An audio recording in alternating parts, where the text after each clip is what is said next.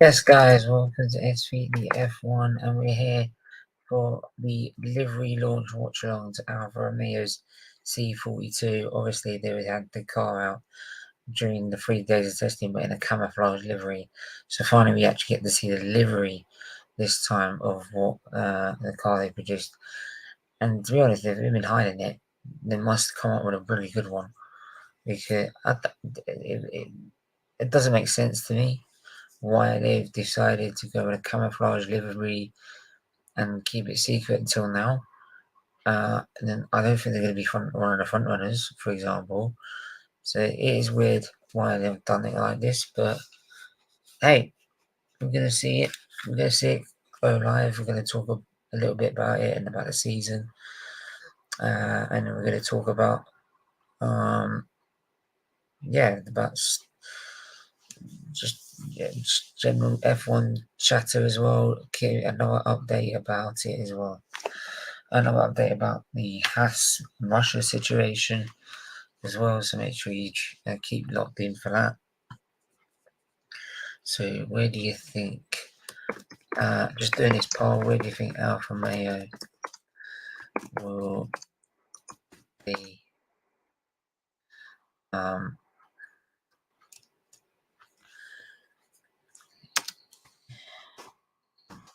Terms of how competitive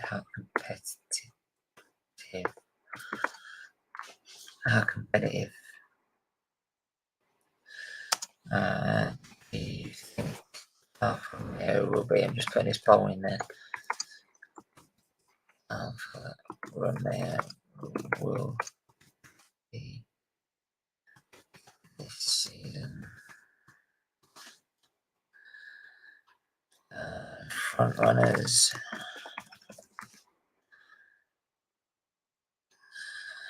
Midfield. Back of the grid.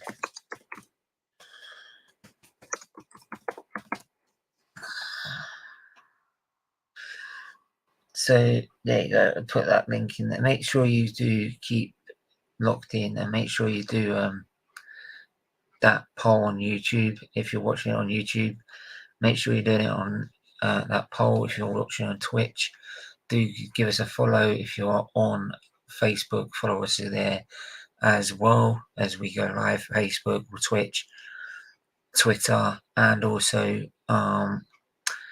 YouTube as well. So you can follow us on Twitter at SFeatleyF1. Obviously, I've got the SFeatleyTV on my name, so I just need to change that. I always forget to do that. I'm always busy doing both channels. So F1. Don't forget, Big Yellow Friday is supposed to be next week, which is next March, but which is the first Friday of March. But obviously, we want to make sure it's all right and planned well, so we're doing it on the 11th. So too much of a problem there. It won't be too much of a problem.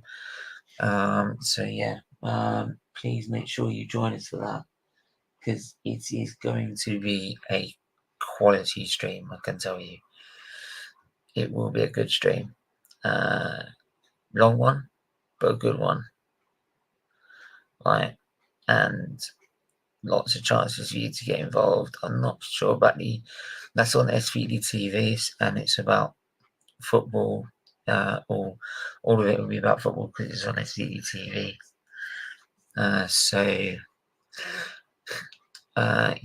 Make sure you go and check that out.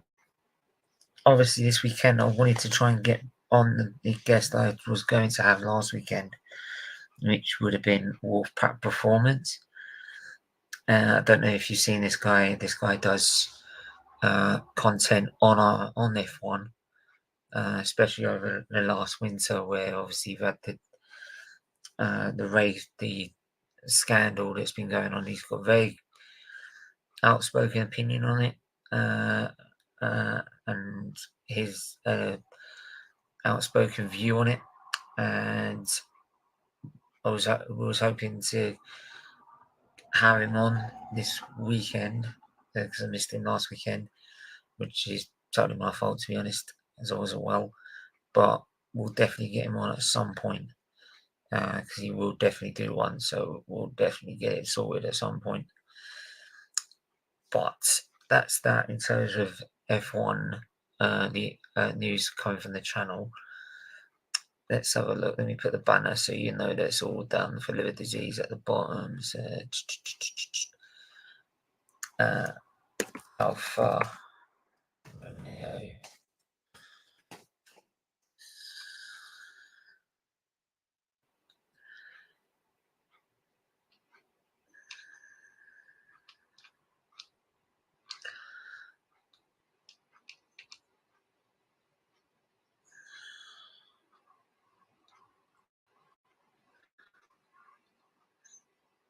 Have they done it already? Don't tell me they've done it already. It said 8 o'clock this morning. It said 8:30 it was going to come out. Is it done already? Don't tell me it's done already.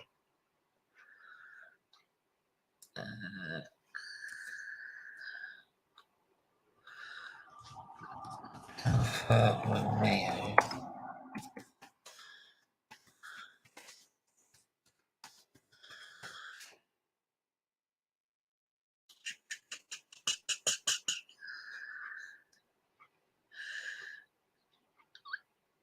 Where can you find to watch this?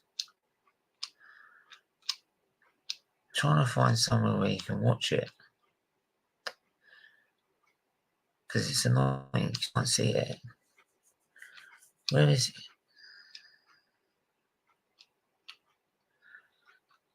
I swear I can watch it.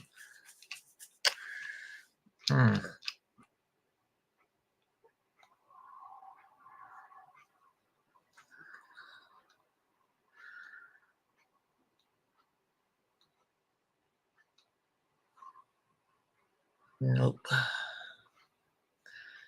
Nope.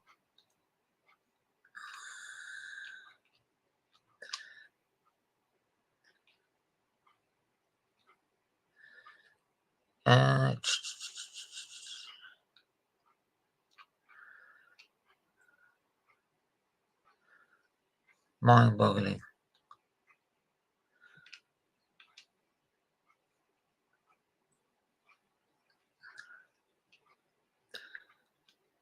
Unbelievable new livery.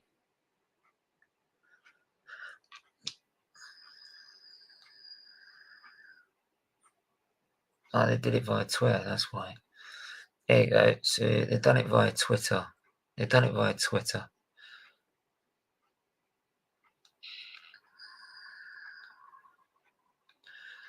I won't play any music, but this is it on Twitter. So let's mute the music. Right. There you go. Look at, wow. That doesn't look bad, actually. That looks pretty good. I like the look of that. I don't know why they've had to wait till now to start showing it, but it looks good. It definitely looks good at the front. So that's them revealing it today via Twitter. Let me know what you think, because I like the look of that. I really do like the look of that. Let me have a look at some of the features that are on it and try and compare it to some other cars. I'll try and bring up as many cars as I can on here. So let's have a look. Let's have a look at the.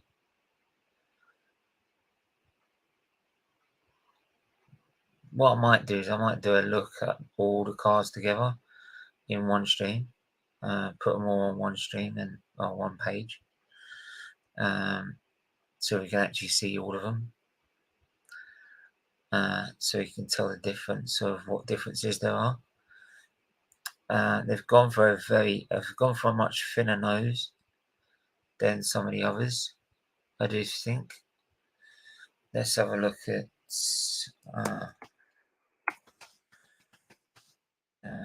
F1 2022. Let's have a look at the images.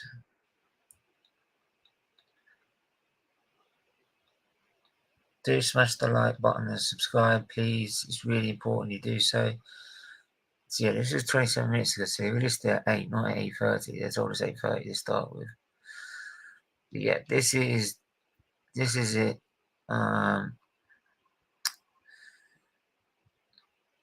And as you can see,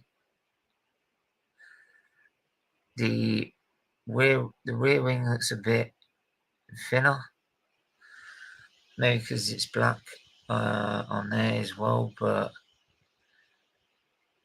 if you compare it to this, it looks more straight than the concept car. If you look at the wheel covers, maybe because they're blacked out. Let me have a look at. Let me try and see if yeah. So here we go. There's that. There's this one. There's that one.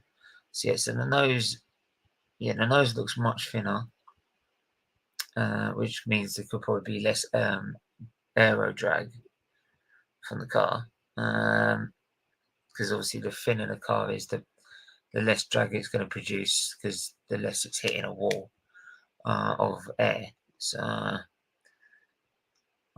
the front wing looks relatively the same. I think the nose is lower than some of the others. Some of them have gone for a really high nose to try and get as much air down towards the bottom of the car as they can. Because obviously they're struggling having to control their airflow this year, because obviously most of the airflow they want to control, the FIA wants to control to promote better racing. So most of the control of the aerodynamics and how the air flows through the car has been taken away from them. So you can see there, and you can see like the shape, the shape of the side pods. You see like where the crease goes down, it goes down lower than the concept car. The concept car is a bit more fatter, which again could help with aero drag off the car. Some interesting features on it, and be interesting to see how good it is down a straight line if it's that much thinner. But let's have a look at the floor. The floor looks a little bit different. They've got a little cut here, and a little bit different as well. So it'll be interesting to see how that helps them, and what areas they can explore. Because obviously, the floor is more key to the cars this year than ever. Having ground effect and having the car under the floor, the air underneath the floor sucking the car to the road, which means if they go off, if you are forced offline, you want to try and avoid the bumps, the grass, the gravel. You want to try and avoid that as much as possible, because you risk damaging the floor even more. Whether F1's previous cars, you could probably get away with that. This season, if you did damage the floor, you were fucked. You're fucked. End of story. So yeah, it's interesting to see. Very, very interesting to see. But yeah, it looks good. I like it. I do like it. I do like it. I think most of the deliveries this year have been very good. I think very good. If we look at F1 2022 car deliveries,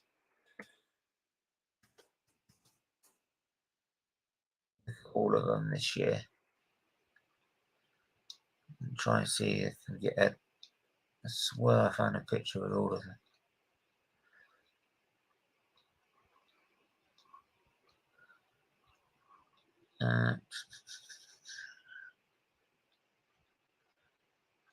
That's always the way, innit? You try and find something that doesn't come out.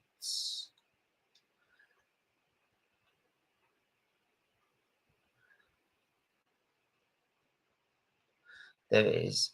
So I want to show you this image, which shows all the cars together.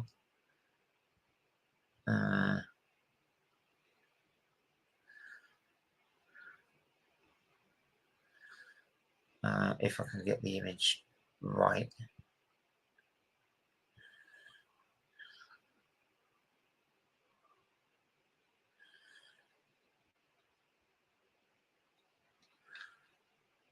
No, that's not what I wanted. So, yeah, there you go. So let's get rid of that one. Let's share the screen again. Do hit the like and subscribe button, people. It's really important you do so. Here's the other car liveries. So you've got Aston Martins, you've got Red Bulls, Williams, then it's Alpine on the left, second left, second right Williams, third right is McLaren, third right AlphaTauri, fourth on the left is obviously Ferrari, the Sauber obviously in its camouflage livery, but we've just seen what the actual livery is now. And then right at the bottom you've got Mercedes and then Haas. Obviously Haas now running in a plain white livery as their major title sponsor, Caue, have been cancelled for the time being. Whether they continue their contract with Caue is another matter, especially the fact with Dmitry Mazepin having close links to Rasputin. Obviously, the situation, there's not a Grand Prix, and it's perfectly right, because you should not be holding a Grand Prix at a country that is being, not just being at war, but is being the aggressor. Let's put it that way. The Russians are the aggressors. They are starting a war over. I know this. They might think is territory that they deserve, but it's not. It's an independent country, and it's wrong. It's wrong on all levels. That what's going on right now, and innocent people are being hurt and killed for no reason. And we just hope it ends as quickly as possible. In terms of the Russian Grand Prix, whether F1 decides we're going to morally continue racing there is another matter. But then people could flip this and say, well, what about Saudi Arabia and its human rights problems? You could also say about many of the other Middle Eastern countries and their civil rights problems, their human rights problems, sorry. You could say that, but this is a very clear-cut case, and too right, they deserve to have it taken away. Whether they and Haas, they can't have Caue there because it's damaging to their reputation. It's also damaged. Caue is getting damaged as a business because it's a Russian business, so they won't be able to fund Haas the money that they need because millions to be a title sponsor costs hundreds of millions of pounds. I'll show you how much it costs to be a title sponsor. Cost to be a F1 team's title sponsor. So how much it costs to sponsor an F1 team? It costs upwards of $100,000, with the biggest sponsors on the grid paying a whopping £200 billion. Don't forget Oracle to be Red Bulls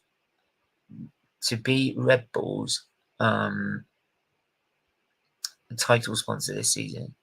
They are, and for the next 5 seasons, they are paying a whopping £500 million, which is all their budgets for the season covered for the next 5 years, 4 years at least.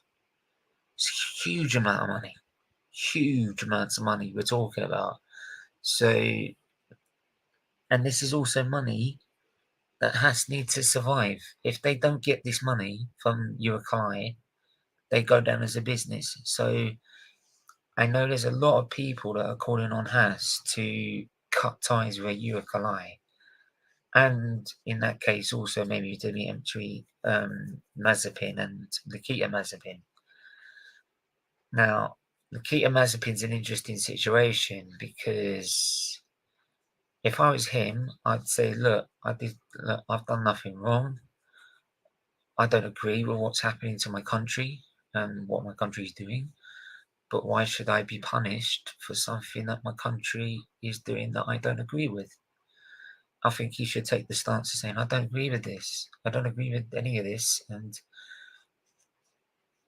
some people could say he was never good enough anyway, but you can see his point. Why is he getting punished for something? And don't forget, this is an awful conflict. We hope he gets sorted out soon. Don't get me wrong. But he's done nothing wrong. He's not part of that system. He's not part of that decision. He's not going to make the decision to go and start a war. Right? He's just gone to race a car representing Russia because that's his home country.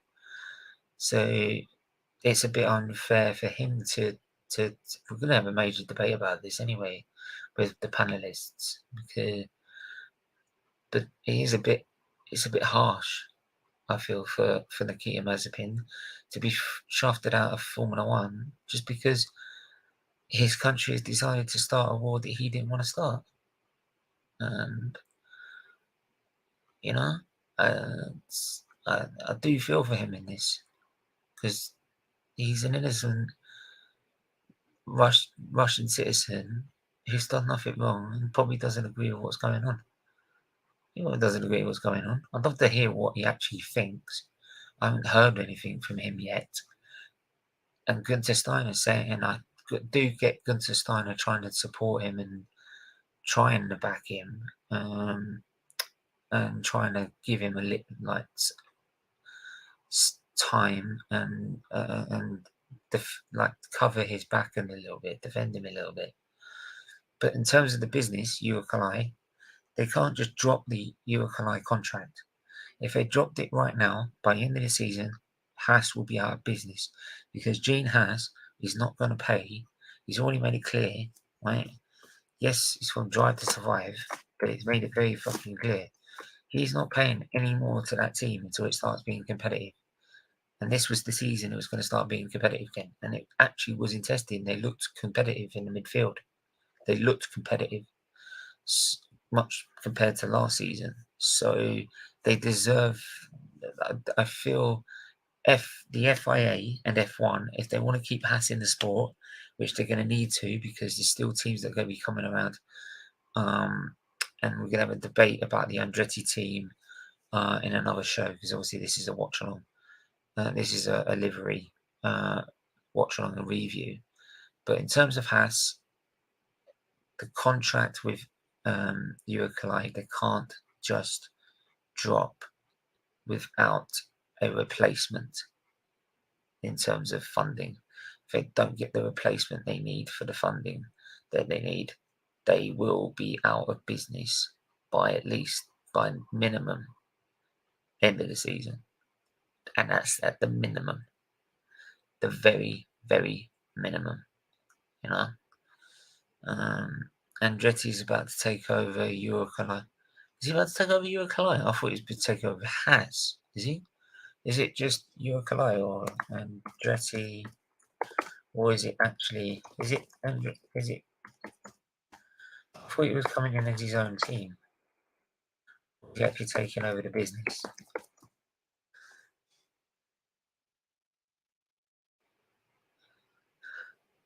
No. He's taking over. He's taking over. No, big up, Ryan. I get your point. He's taking over. Yeah, I get your point. He's not taking over Caue. He's taking over Haas, which is different. So, he could take it over completely. He could be a title sponsor that replaces Caue. I thought that Haas want to try and keep keep themselves in F1, and also I do feel that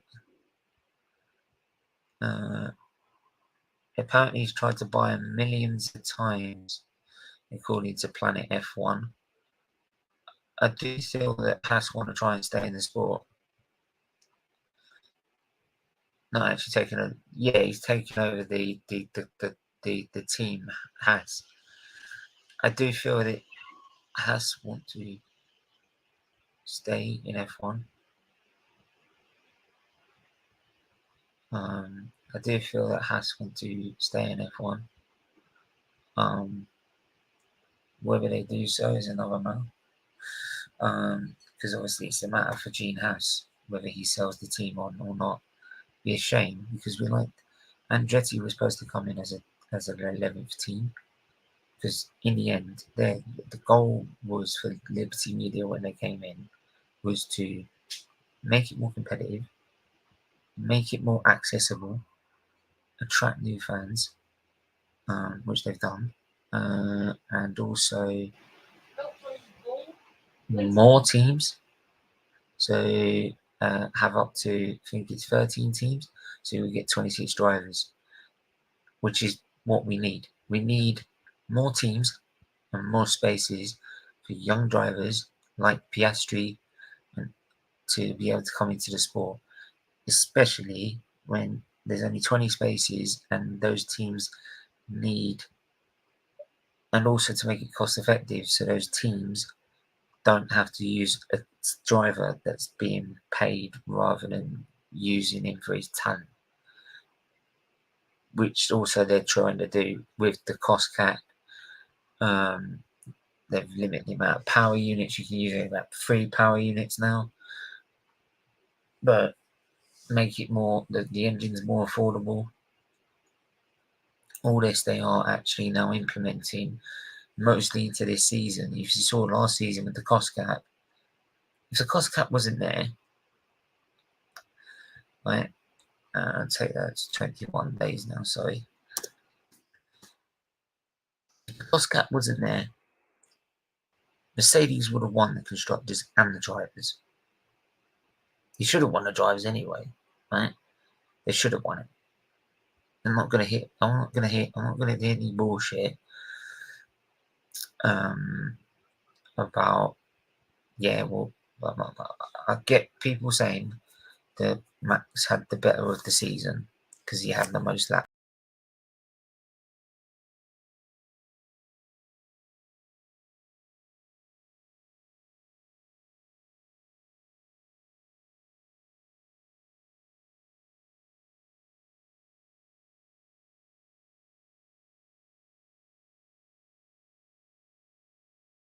My bad, sorry. But yeah, look, sorry. No, Max deserved it. Look, over the season, yes, I said over the season he deserved it. But in that last race, Hamilton, it was level points, winner takes all, and he was beaten fair and square. In that last race, he was beaten fair and square. And what they did to twist the rules, to manipulate the rules, now whether the Red Bull was involved or not, I don't know. Part of me thinks because of the radio messages that were played out, even in an inside story, to make to even destroy F1's reputation even more. What I saw in those messages to the FIA makes it very damning towards corruption. So whether it's done or not, whether it was corruption and Red Bull were part of the plan or the opportunity to twist things, could be yes or no. But in the end, in that last race, no matter where you look at it, Hamilton had beaten Verstappen in that last Grand Prix. Yes, Max probably deserved it over the season, but with other misfortunes and everything like that, you end up level on points. And in that last race, It's whoever won it in that last race. But there you go. He wasn't crashed up by Hamilton. This is this myth that was created by Christian Horner. Because Christian Horner, the prick, doesn't know anything about Formula One. He literally doesn't. He knows nothing about racing, which is why he was never good as a racing driver. He wasn't. I'm not going to play this game all over again. We've gone through this so many times on my other channel. I've gone through it so many times on the other channel as well. If you are side by side going into a corner, you are entitled to space. Hamilton was side by side. You can get a still image of him at the corner, him side by side. I've got the image on the bloody phone. That's how many times I've had to prove the point. It's Max who does this on the outside. Now, if everyone's thinking if Hamilton can give him more space, which was only that much space between him and the barrier, Max had about this much. If he decided to give him more space, he makes it through that turn. But Max being Max, and do you know what, to be honest, he could have probably outdone him on strategy because the Red Bull was just as fast. If he had decided to not turn in even more. He turned in and then turned in even more, thinking Hamilton's going to back out and disappear. Well, I'm sorry, you're not going to force Hamilton off the road like that. No way. Hamilton doesn't make Hamilton was perfectly. If Hamilton feels he's perfectly in the right to stick his car down the inside, which he was, because he was here. He was there. In the F1 rule book, in terms of rules of engagement in an overtake, that means you're entitled to space. He wasn't given space. The car, as they went around the corner, turned even further in and cut across his line. It cut across his line. Hamilton, the reason it didn't look like he was side by side is because Hamilton had to back out more than Max because he was on the sharper, more slower line because he's on the inside. But he was side by side going into that. Right? He was side by side. And you can look at it again and again and again and go through it very slowly. Don't look at it just normal, because normal, it makes it look like he's never alongside him. Look very slowly and you get to a point where you can pause and you can see them like that. And if you're like that, that means both drivers should be entitled to space for a corner. Right? And don't forget, Christian Horner says you've got no. He said he's driven around here 100 times. You know you don't stick a corner up down there. Did someone want to tell Raikkonen that in 2003? Did someone want to tell? Oof. How many times have I seen drivers do that? I've seen drivers do it every year down there. But because Max decides I'm going to cut across someone's line and he gets taken out for it, what I've said before with Max is that was coming. The problem is he's never faced a driver that's gonna back out. As simple as that. He had that coming for a while, where he could just cut across people, force people off, and then they'll just have to back down. Well, Hamilton's not like that. He's not going to back down. He's going to get to a point where, well, I'm sorry, I'm perfectly entitled to be here, and he was. That's why everyone said, even most of the pundits said, it's a 50-50 accident. The reason Hamilton got a penalty is because Max was taken out and put into a wall. If there was a slight bit of contact and there was only a little bit of damage and they both continued, it wouldn't have been a penalty. Never. But because of the impact and because you were spun out and hit the wall, that was That was a penalty, which I accepted. But Horner then decides to destroy Hamilton's reputation as a driver when he's been one of the most safest and cleanest drivers ever in Formula One.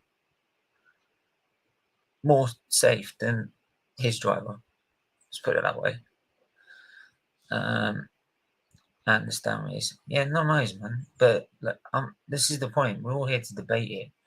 We're all here to debate. We're all here to come on and have your say. I'm actually going to put a link in the chat anyway. But but what I saw there and what you saw in Jeddah is disgusting. What I saw in Jeddah though, and what I didn't like about Christian Horner, he was saying, "Oh, Jeddah, we got we had some penalties against us. Jeddah was one of them." He's basically saying Jeddah was a harsh penalty. For what? Brake testing someone on a circuit.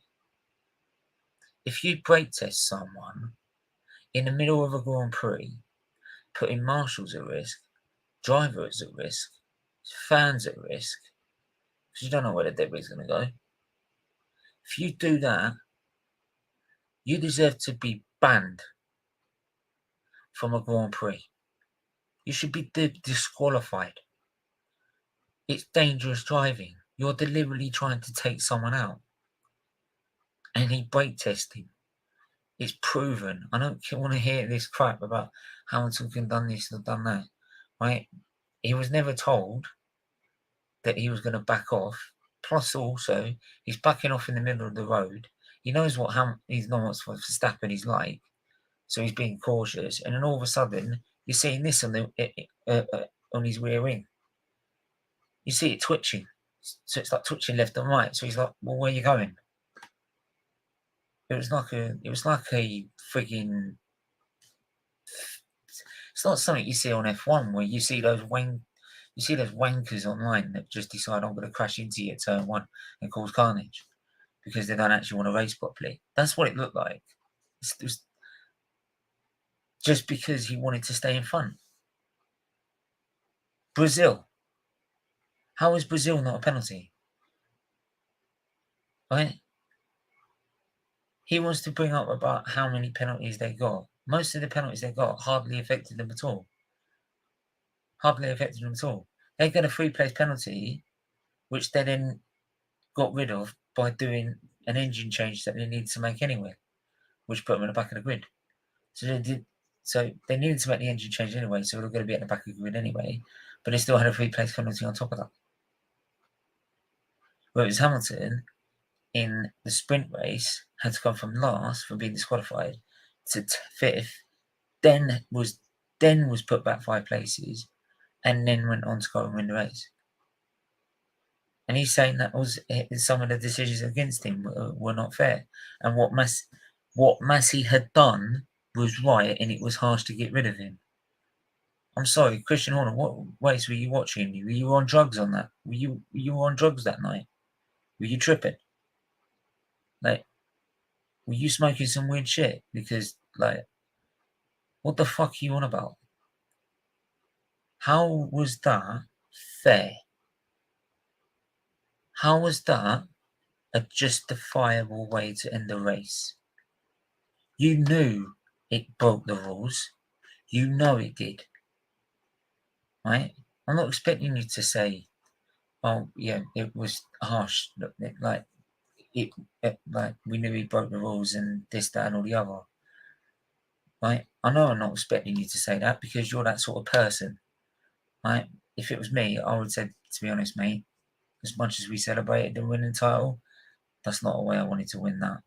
Right? Because the FIA screwed that up.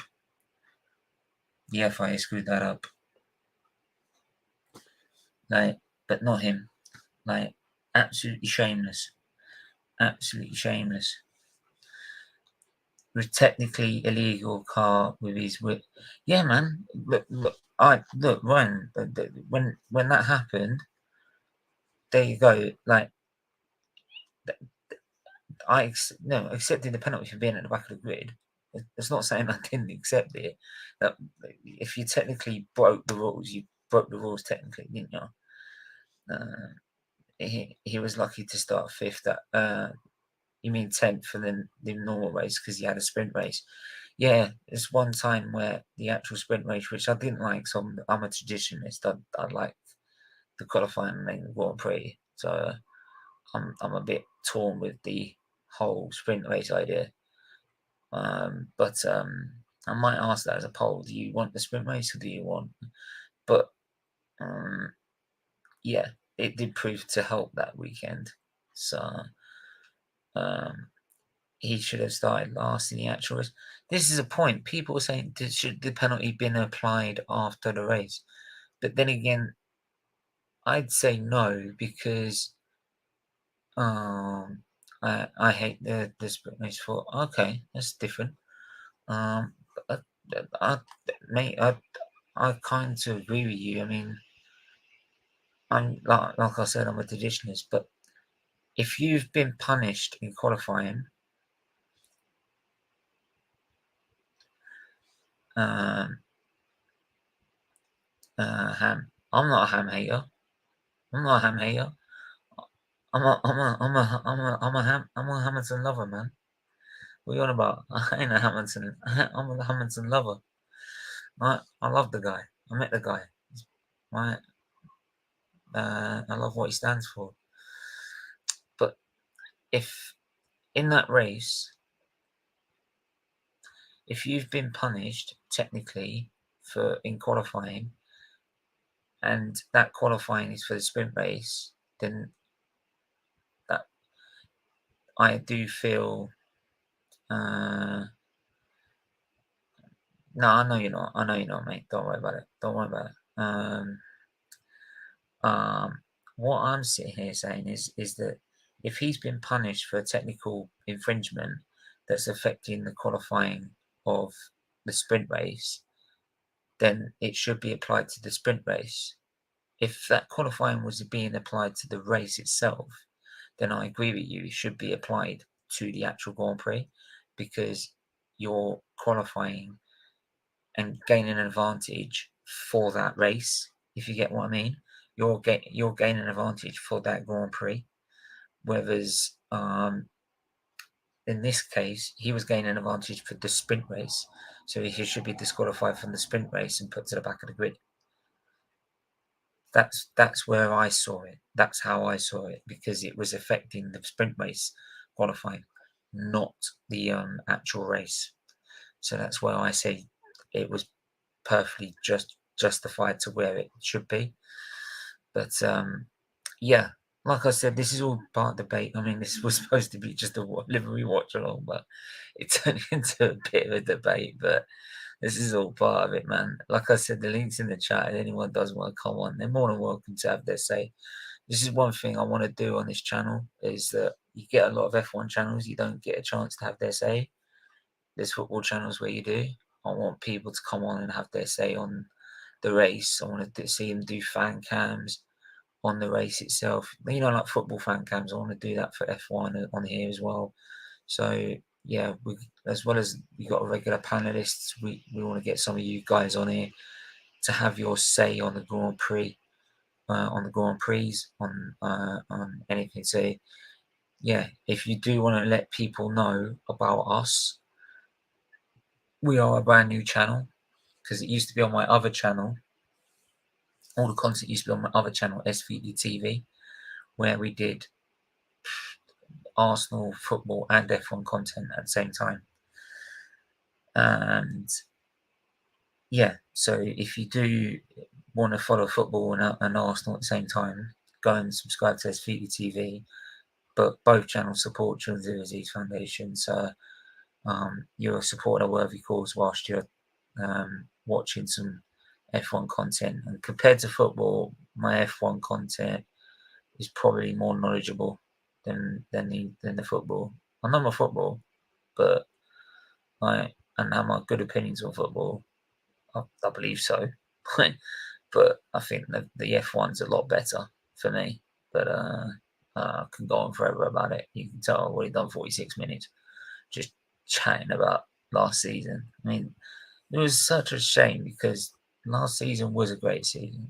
All right, we lost. as a Hamilton fan, we lost. You know, I loved last season. It was brilliant. Just the passion. If you see in the intro, like you saw where Hamilton overtakes Leclerc in the intro. If you go back and watch the intro, and then you see my reaction to it, right? And you see my reaction when he overtakes him in Brazil, and I'm just like me, just this is one thing you'll get to see when we do the watchalongs. The passion I have for the sport, and wanting Hamilton to win every single time he gets out on the track. Right? And to be honest, I'd have the same thing for George Russell this season in a Mercedes, and I would be just saying with Lando Norris as well, because I do love supporting my British drivers. I do like other drivers as well, and the only problem I have with Verstappen is that his attitude sometimes really does get to me at times. The problem I have with Verstappen is that if, for example, if that happened to Verstappen, he would never have been as sporting as what Hamilton was. The way Hamilton acted after that Grand Prix, and even Carlos Sainz saw that he was struggling to keep it in, but he managed to do the whole podium and everything, was remarkable. You wouldn't have seen it from Verstappen. You would never have seen it. Not a chance. And that's fine, because you probably wouldn't have seen it then from me. I would have probably gone absolutely AWOL about it. But what I also think of is that the reason he is that Horner seems to just cover him for everything. Certain times where, like, even Toto Wolff come out and said, no, that was wrong. But then that's very rare, because you just very, very silly from Hamilton. But with Verstappen, it seems like no matter what he does, he's always been told by Red Bull, but you've done nothing wrong, mate. Even when he brake tested Hamilton in Saudi Arabia, you're trying to say it's Hamilton's fault. Well, I'm sorry, it's a proven brake test. How's it his fault? And even now they're still saying it. And this is the point. How's he supposed to develop and be a better driver and gain more respect if no one's gonna tell him to take responsibility for his mistakes? You can admit you made a mistake. It's not a problem. Right? I don't know if he doesn't know that. It's not a problem to you've made a mistake, right? Even the greatest drivers in the world, even Schumacher made mistakes, you know. But there you go. I do know. I don't know. I just think the whole sprint race thing isn't exactly the way F1 should be moving. Do you know what? It's more about. Do you know what, Ryan? It's kind of what happened it's kind of the reason what happened in Abu Dhabi. It was for the it's for the spectacle, isn't it? So people go there, they get more entertainment because they can see the cars more out on track. It's for entertainment. And I never thought F1 would be like that. I've always thought it'd be sticking to the rules like so. And it used to do so. Charlie Whiting even did a 6-car start just to follow the regulations. Instead of, even though 9 teams have said, we will not race unless you do this, he still told them, we're not doing it. That's the regulations. That's why if Charlie White was in charge of last season, Hamilton would be the champion right now. Because he would not have done what Michael Massey had done. He would have just said, sorry, as much as we had an agreement, he's got to finish behind safety car.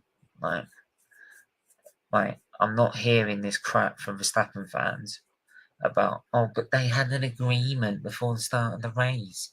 So, it was never finished over the safety car. I know one channel already that's already said that. And they know, and also the fact they know I'm a Hamilton fan as well. But and they were saying that in their watch along, and I'm like, so you're putting an agreement above the regulations, right? He also agreed that he wasn't going to throw out a red flag at turn 14. Well, he should have done.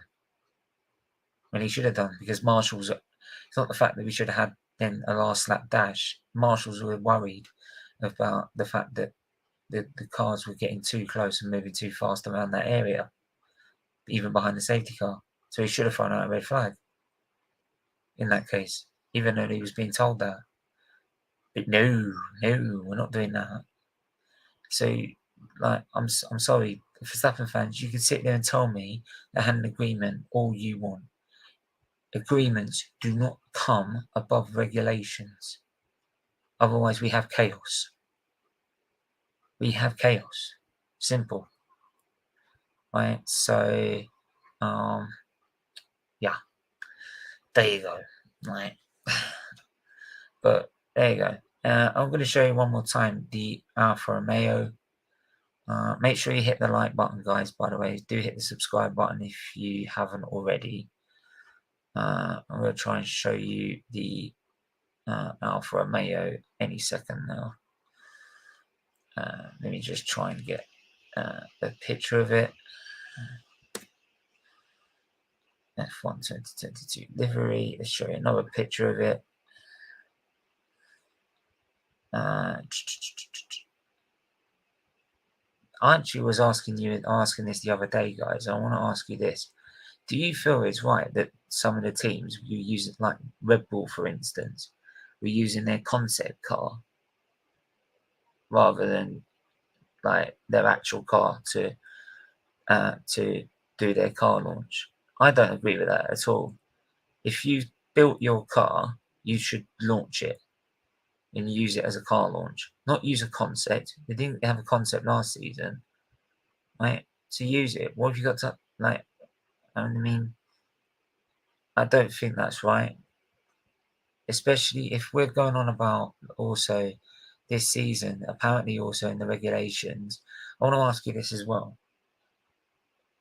The regulations are stating if you want to bring an upgrade to the car, you have to explain to the FIA and also to the teams and the drivers what this update is and what it does.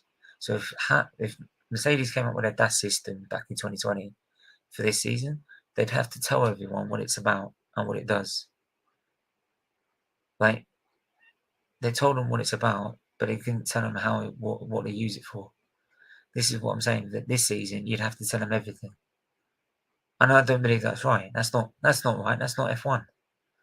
Do you know what? That's probably Christian Horner moaning. That's probably why.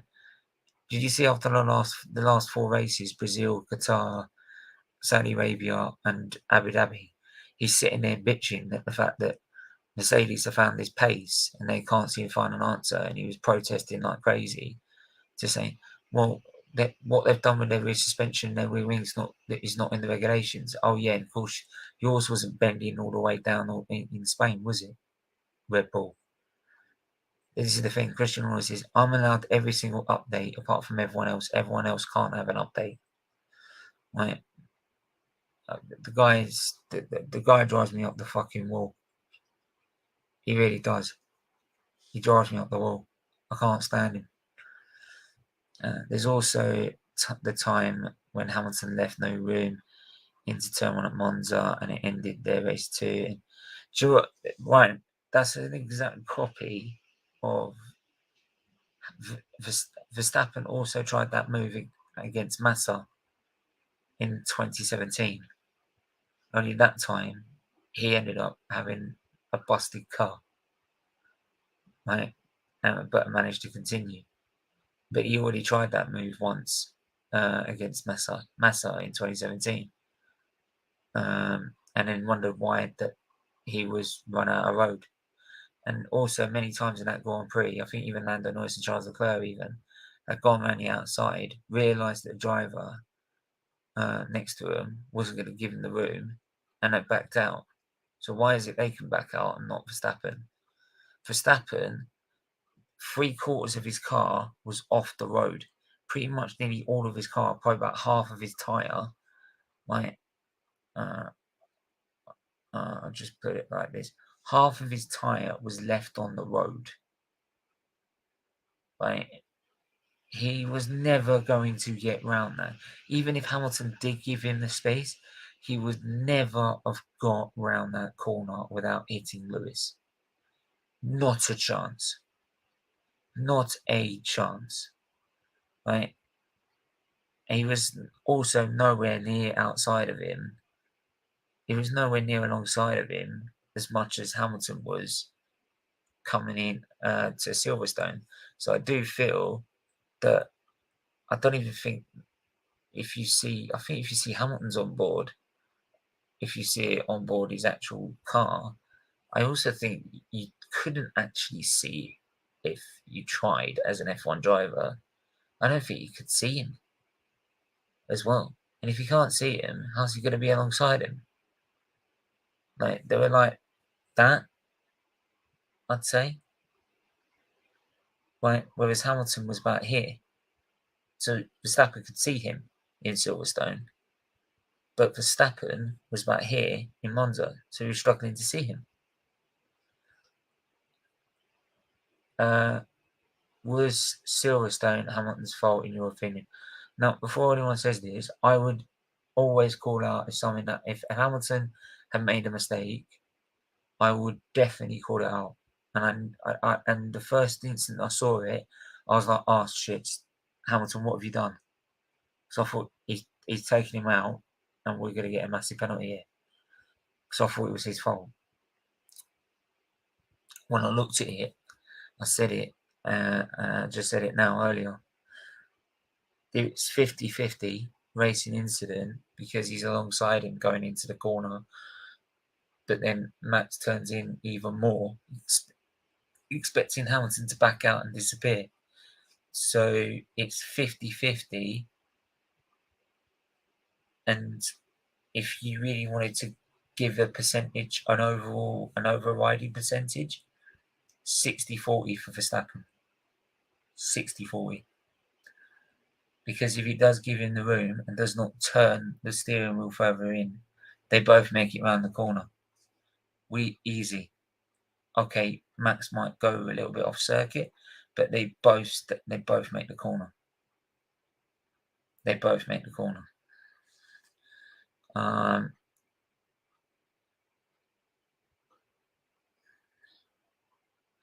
Hamilton pushed Verstappen so far. So in Monza, he had no. But then, to be honest, not being fully alongside, you could also say he had that.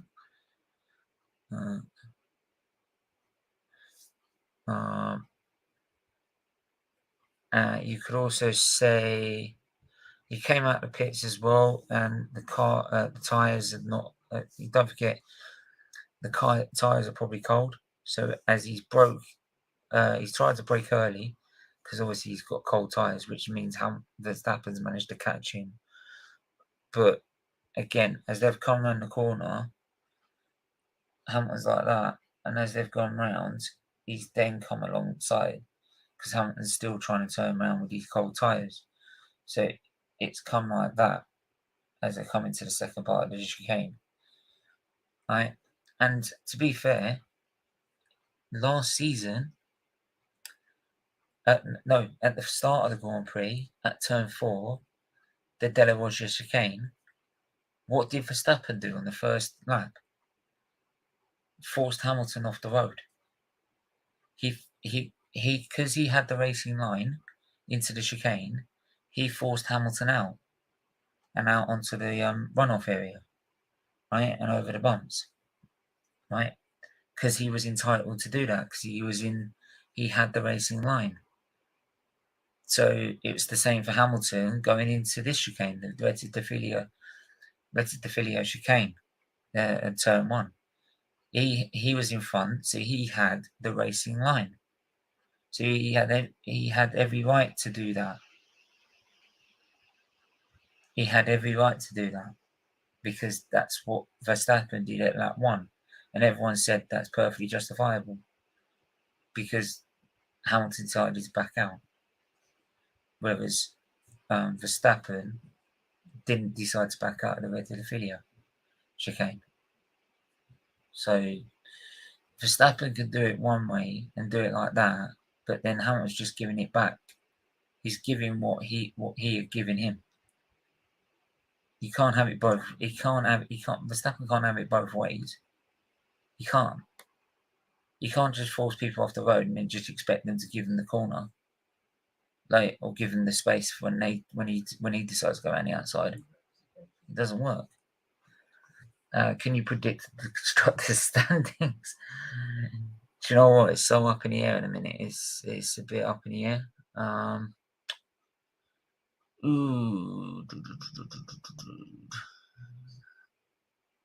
wouldn't bet against Mercedes, to be honest, just because of how strong they are as a team. Find their way around problems. Everyone said that they were going to lose it last season, being 3/10 behind last season per lap, and yet they still managed to win it. So, and with George Russell and Hamilton at the wheel, they're going to gain even more points than they did last year. I guarantee that if they are at the front.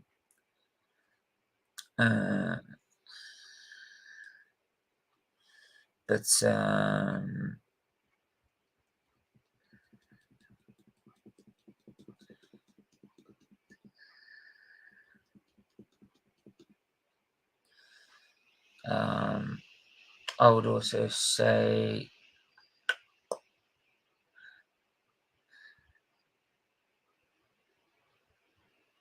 Ferrari second, the Red Bull third. I've got to say about the Red Bull, it doesn't feel right to me. And plus, those side pods look freaking suspect. I'm not gonna lie. I've got something about Ferrari that makes me think they're going to finish second. I don't think they'll be strong enough to beat Mercedes, though. Red Bull, I feel they've spent too much, so they're going to struggle this season with spending. Wait and see. McLaren, I think, will be fourth again. I think, but I hope it is tight between those four.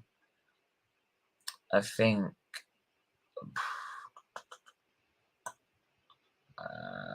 not Williams. I'd love to say Aston Martin didn't look very impressive, to be honest. Alpine looked okay. What else am I thinking? What are the teams am I thinking of? What are the teams? AlphaTauri. Sorry, just having a look at the Aston Martin. I think AlphaTauri will be fifth.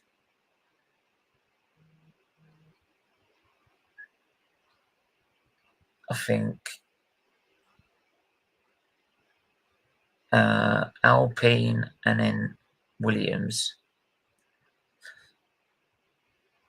Haas will be last. Aston Martin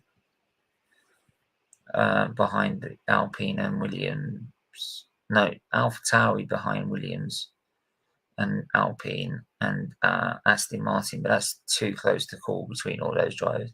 Even Haas, it's still close to call because Haas will be up there as well. So it's really too close to call with those drivers, but we'll wait and see. It is really difficult to choose, but it's gonna be interesting as the season goes on.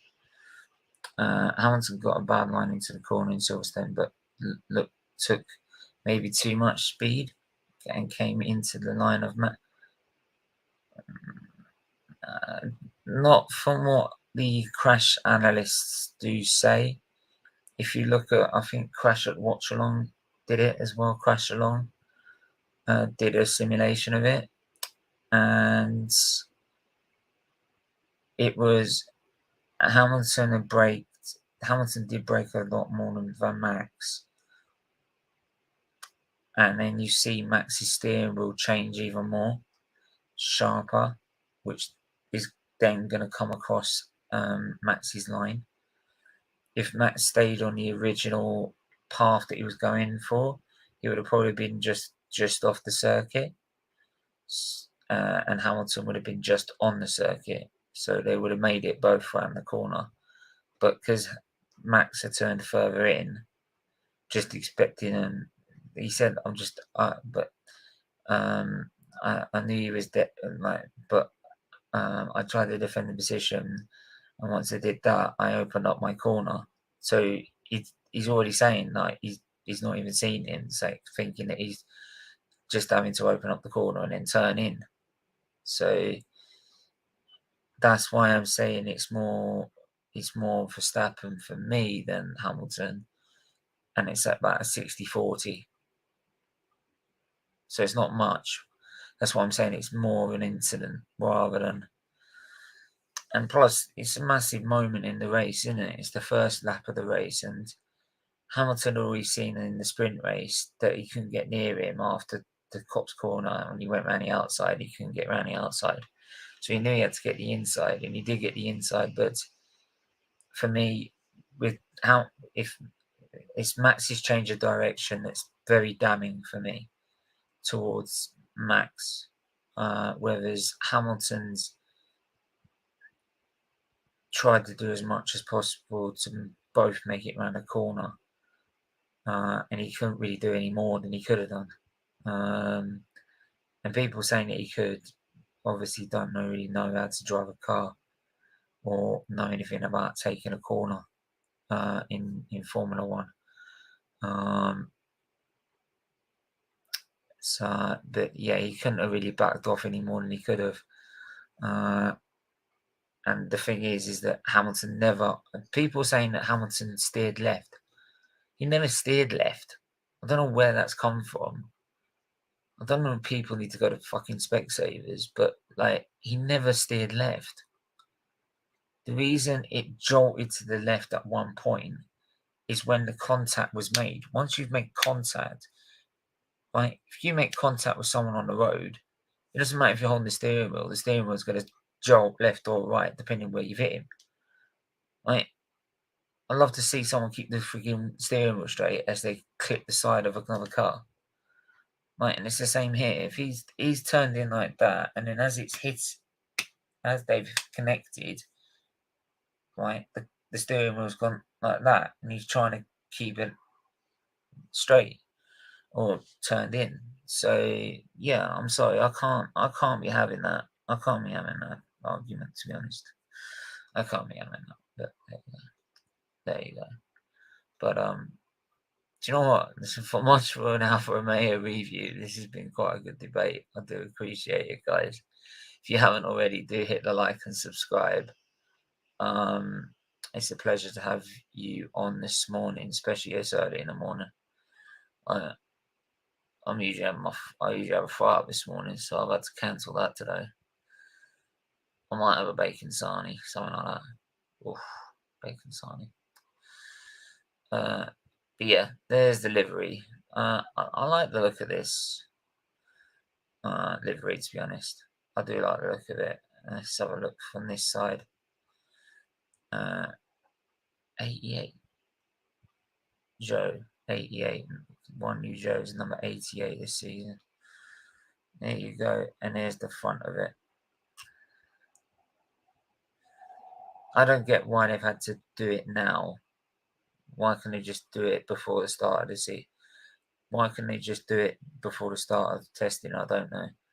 Was it they had some spare camouflage paint, but they didn't have any paint for this year? Let me look at the votes you've done. 11 votes saying that Alfa Romeo will be at the back of the grid. 36% say the midfield, and 9% are putting their bets on being a front runner. 10 quid bet. Do you know what? The ones I want to see up the front are Williams. I want Williams to be back up there. You know what I mean? Williams, like, for anyone that's new to the sport and doesn't know what Williams are, Williams, like, have won 8 drivers' titles and 9 constructors' titles, if I'm not mistaken. I might have just got that wrong, but I usually do know them off my heart. But let me just quickly look at that.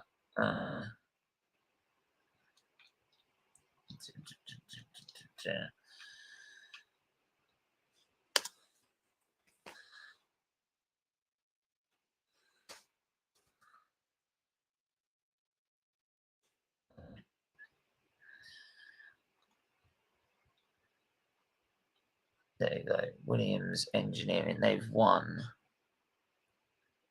9 constructors titles and 7 drivers titles. So yeah, they've won 7.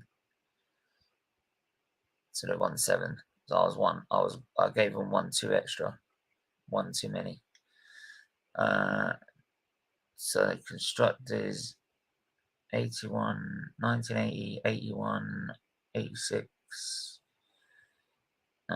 86, 87, 92, 93, 94, 96, 97. Drivers' titles, it would have been 1980 with Alan Jones, 82 with Keke Rosberg,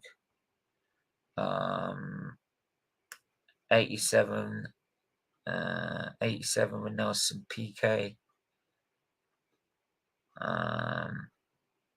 88, 92 then with Mansell, 93 with Prost, 96 with Damon Hill, and 97 would have been with Villeneuve, if I'm not mistaken.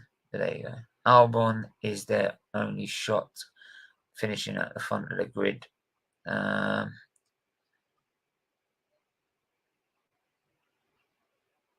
Albon, who's it? Albon and Latifi. Latifi will be out next year for sure. Yeah, this is his last chance. He's got nothing to lose now. He's either just got to throw caution to the wind, or just try and get as just go for it. And he's got. Otherwise, he will be out. He will be out. But Albon has proven with the right car. He is fast. He is fast. Obviously, he didn't the curse of the second driver at Red Bull, because that car has always been like to suit Max over the other driver, which again has probably helped Max win the driver's title, but it stopped them winning the constructors because it didn't suit Perez enough. Whereas Mercedes, it did suit both Bottas and Hamilton, though Bottas did struggle toward the end of his career.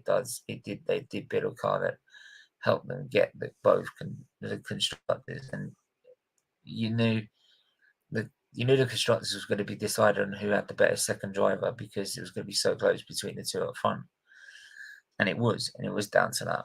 So there you go. Williams was one of the old names left in F1. Listen, mate, that's why we need to keep him.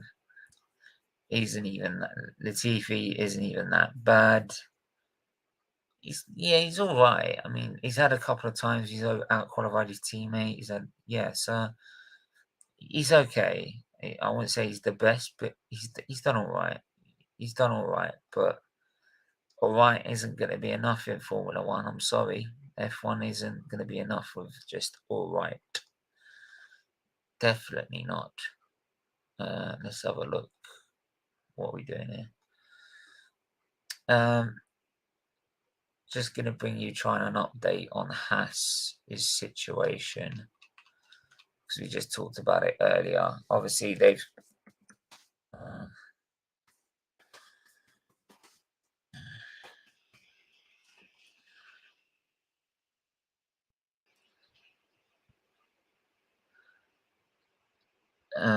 so Nikita Mazepin faces an uncertain future. Haas Formula One to decide. When they decide this, so they will next week we will get a decision by Haas to decide on Nikita Mazepin. Drop Nikita Mazepin. Basically what they'll do is they'll decide on Nikita Mazepin, but in terms of the money coming from his father, from Caue, Dmitry Mazepin, that branding is now stopped. They will stop it. They are going to stop it. So now they need to find a buyer. they need to find someone that's going to pay them as a title sponsor. You know, they need funding. If they don't get funding, they will be gone. Right? And I want Andretti as a separate team. I don't want them to replace Haas. I want them as their own separate team, so we get more drivers on the grid, so we don't have to rely on pay drivers to keep these teams afloat. So, yeah, I do hope they get another sponsor, and I'm sure they will if they've got a decent. Mark's work requires the severance procedure.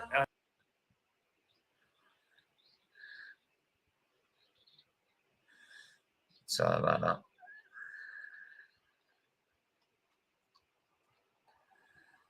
Sorry about that. But yeah, I just, yeah, straight up a pay driver, absolutely. But that's what I'm saying. That's why we want Andretti as a separate team, so it gives more chance to drivers that deserve an opportunity because of their talent. But yeah, as much as I'd love to continue, I'm gonna have to go because I've got loads of other stuff to be getting on with this morning. And then prepare for this afternoon stream at 6 p.m. or 7 p.m. I believe. Yeah, 7 p.m. I believe. I'm doing a top 4 show on SFeatleyTV about football. So they talk about the top 4 and the battle for it, and it'll be between a Man United myself, Man United fan, a Tottenham fan, and the Wolves fan, since we're the ones in the contention for it. But that'll be fun. But SFeatleyF1, what we got coming up on the channel? So we've got the paddock gossip to come, which will be. It won't be today. It will be tomorrow at 4 p.m. It will also be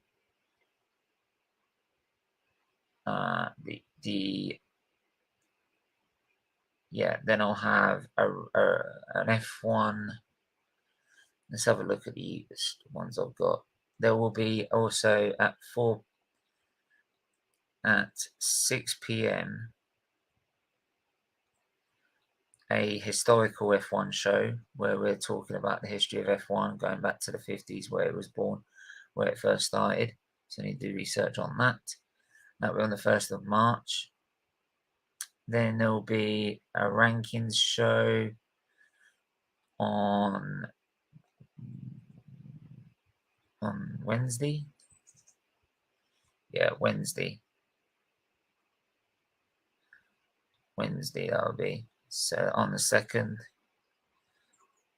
just ranking all the best drivers in the turbo hybrid era. Then we've got Thursday paddock gossip, Friday talking about the checker flag show. Yeah, and there's loads of other stuff that's going to be coming up as well, so make sure you tune into that. And on SFeatleyTV, we've got the top 4 show, 7 p.m. The banter stream I wanted to do, I don't feel in the mood to do any banter today, so I'm going to be talking about doing that on a Saturday tomorrow. So that's going to be on a Saturday Saturday next week, so 9 p.m. And then we've got the EPL review show on a Monday. The Arsenal gossip column on a Tuesday, Wednesday half the press show, right, and then building up to the Watford game as well. So I've got loads of that coming. So make sure you do hit the like and subscribe, people. Do share the channel. Do go and subscribe to SFeatleyTV as well. Do become a member over there as well if you like the content that much.